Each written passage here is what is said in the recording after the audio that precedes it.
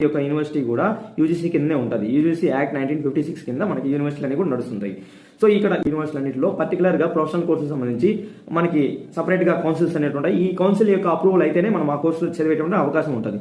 So for example veterinary ఉంది, intermediate అయిన తర్వాత ఎంసెట్ రాసి వెటర్నరీ జాయిన్ అయినటువంటి వాళ్ళకందరికీ కూడా వెటర్నరీ కౌన్సిల్ ఆఫ్ ఇండియా అనేటువంటి కౌన్సిల్ ద్వారా అప్రూవల్ అయినటువంటి కాలేజీల్లో మాత్రమే మనం చేరేటువంటి అవకాశం ఉంటుంది. సో అదే విధంగా ఎంబీబీఎస్కి వచ్చి మనకి MCI medical council of India accredit అయినటువంటి అప్రూవల్ అయినటువంటి కాలేజీలో మాత్రమే మనం ఎంబీబీఎస్ చేరేటువంటి అవకాశం ఉంటుంది. అదేవిధంగా అగ్రికల్చర్ ఐసీఆర్ లేదా యూజీసీ యూనివర్సిటీ గ్రాంట్స్ కమిషన్ లేదా Indian council of agriculture research ఈ రెండింటిలో ఏదైనా పర్లేదు గుర్తింపు ఉండాలా, దాంతోపాటు ఐసీఆర్ కూడా ఉండాలి.